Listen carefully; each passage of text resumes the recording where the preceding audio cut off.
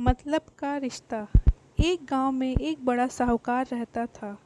साहूकार बहुत पैसे वाला था। आसपास के कई गांव में उसका बड़ा नाम था, लेकिन इस साहूकार को अपने पैसों का, अपने रुतबे का और अपने नाम का बड़ा ही घमंड था। वह अपने नाम को बनाए रखने के लिए बहुत ज़्यादा सोचता था और बिना किसी के भावनाओं की कदर किए वो सब करता था जो उसे लगता था कि करना चाहिए। साहूकार को कई सालों बाद एक संतान प्राप्त हुई थी। साहूकार ने अपने इस खुशी को मनाने के लिए अपने घर पर एक बहुत बड़ा कार्यक्रम रखा, जिसमें उसने आसपास के गांव के सभी श्रीमंत लोगों को और सिर्फ ऐसे रिश्तेदारों को जो पैसे वाले थे बुलाया था। पास के ही गांव में साहूकार की खुद की सगी बहन भी रहती थी। क्योंकि इन दिनों उसकी आर्थिक परिस्थिति कुछ अच्छी नहीं थी, इसलिए उसने अपनी बहन को तक इस कार्यक्रम के लिए नहीं बुलाया। साहूकार ने जिस कार्यक्रम का आयोजन किया था वह इतना भव्य था और इसके अलावा उसने उनमें इतने प्रसिद्ध और श्रीमान लोग आने वाले थे कि इस कार्यक्रम की चर्चा हर गांव में होने लगी। यह खबर उस साहूकार की बहन तक भी पहुंच गई। बहन को यह जानकर बहुत ज़्यादा खुशी हुई कि इतने सालों बाद उसके भाई को आखिरकार संतान सुख प्राप्त तो हो गया। बहन ने सोचा कि भाई गलती से उसे इस बारे में बताना भूल गया होगा और अपनों को भला कोई न्योता देता है। भोली बहन ने अपने भाई के यहाँ उस कार्यक्रम में जाने की तैयारी शुरू कर दी। जिस दिन वह कार्यक्रम था उस दिन बहन सुबह सुबह ही अपने भाई के घर जाने के लिए निकल पड़ी। रास्ते में अपने पुराने मैले कपड़े देख उसे ख्याल आया कि अगर किसी और के घर जाना होता तो मैं ऐसे कपड़ों में जाने की सोचती भी नहीं, लेकिन मैं तो अपने घर मेरे मायके जा रही हूँ, यहाँ मुझे ये सब सोचने की ज़रूरत नहीं है। जैसे ही वह अपने मायके पहुँची, वहाँ का भव्य आयोजन देखकर वह बहुत खुश हो गई और उसे अपने भाई पर बहुत गर्व हुआ। वहाँ पर वह जल्दी से जल्दी अपने भाई को मिलकर उसकी खुशी में शामिल होना चाहती थी। वह तुरंत सीढ़ी चढ़कर घर के अंदर प्रवेश कर गई। उसने देखा कि उसका भाई मेहमान के तौर पर आए हुए सभी भव्य और नामी लोगों का स्वागत करने में व्यस्त है।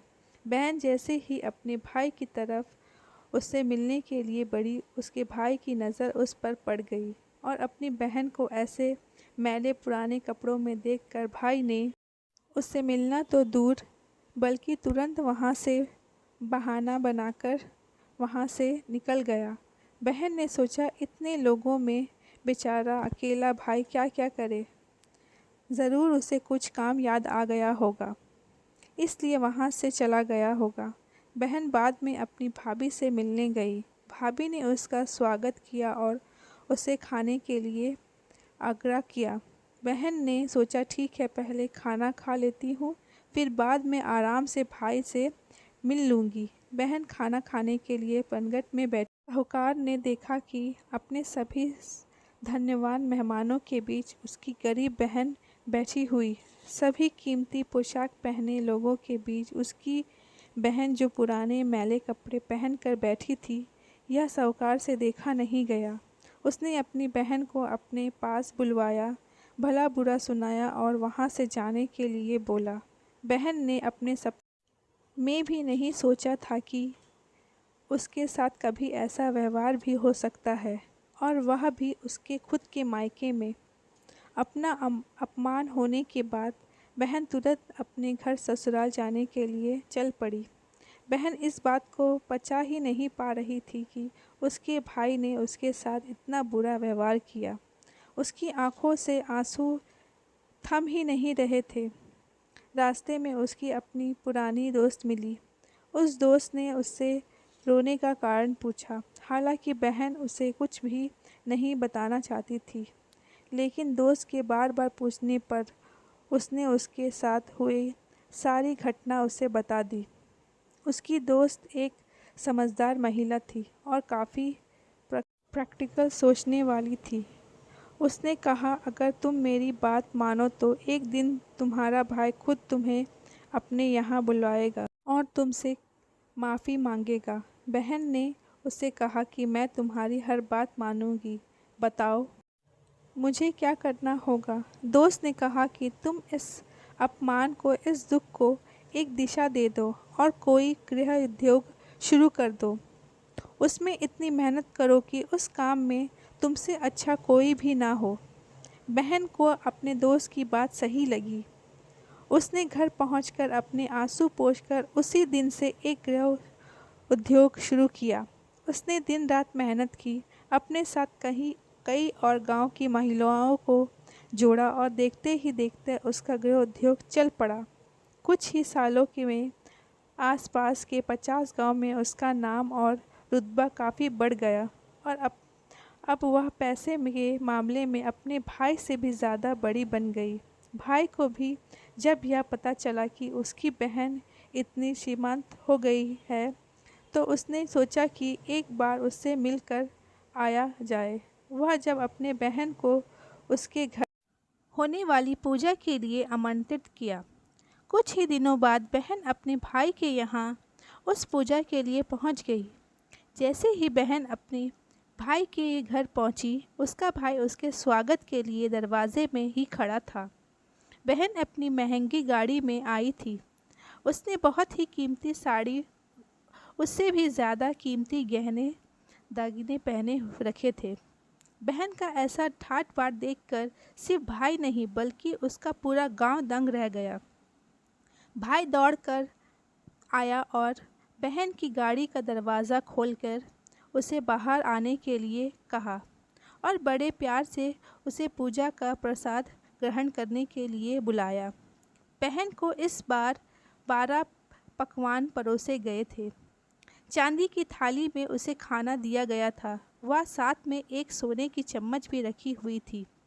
उसके बैठने के लिए पेशकीमती पाट रखा था गया था। बहन को यह सब देखकर उसके वह पुराने दिन याद आ गए जब भाई ने उसे बिना खाना खिलाए ही भला बुरा कहकर वापस लौटा दिया था। बहन खाना खाने के लिए तो नहीं बैठी, लेकिन उसने अपने सारे कीमती दागिने और जेवर उतार कर उस थाली के सामने रख दिए और खाने में से कुछ निवाले उस दागिने पर रख दिए। बहन का ऐसा व्यवहार देखकर सभी हैरान थे, लेकिन वो नहीं समझ में आ रहा था कि बहन ऐसा क्यों कर रही है। आखिर वह क्यों उन जेवर को खाना खिला रही है। जब सभी ने उसे पूछा कि वह क्यों ऐसा कर रही है, तब बहन ने सबसे सामने बताया कि आज जो उसका इतना मान सम्मान हो रहा है वह दरअसल उसका नहीं, उसके इतनी कीमती दागने और कपड़ों का हो रहा है, क्योंकि मैं तो अभी भी वही पुरानी साहूकार की बहन ही हूँ। अगर कुछ बदला है तो वह मेरी परिस्थिति है, मेरे कपड़े हैं और गहने। भाई ने अपनी गलती का एहसास होने पर इस बार अपनी बहन के पैर पकड़कर माफ़ी मांगी। बहन जो पहले भी अपने भाई से निस्वार्थ प्रेम करती थी, उसने अपने भाई को माफ़ कर दिया और उसे गले से लगा लिया। दोस्तों, पैसे सिर्फ हमारी ज़िंदगी को आसान बनाने के लिए है, जबकि रिश्ते ज़िंदगी में मिले किसी वरदान की तरह है। पैसे खर्च हो जाए तो आप फिर से कमा लोगे, पर रिश्ता खर्च हो जाएगा तो ज़िंदगी का सारा धन भी आपको उन्हें वापस नहीं दिला सकता। धन्यवाद।